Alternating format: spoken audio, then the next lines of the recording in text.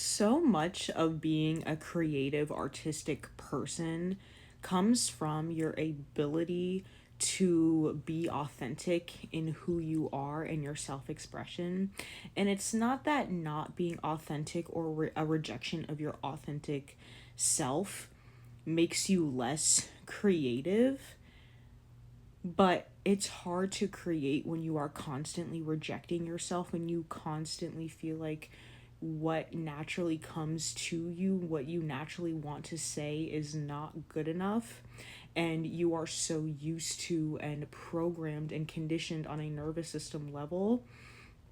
because you learned from a very young age that there's something wrong with you, that you're not good enough, that no matter what you do is not good enough, and that who you are is just not safe. So you look outside of yourself far and wide, looking towards other people, looking on other people's paper for the answers. And this is something that I'm learning on my own journey because I myself have rejected who I am so much, to the point where I have felt like a shell of myself, and I catch myself looking at other people's posts or just seeing other posts on my For You page, and paying attention to the likes, and I can recognize that this is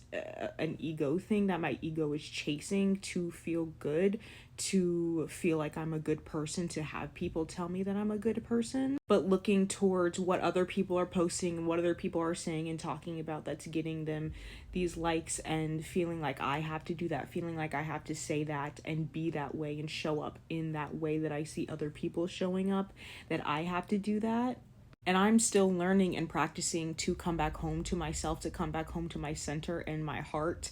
as I practice loving and accepting myself and de-shaming. Because a lot of what I create is around things that I have experienced in my life, my story, the way that I see the world, my interconnectedness with everything. And I feel like as a creative, as an artist, it's really hard for you to show up fully, authentically, in a devoted way when you are continuously battling with yourself internally,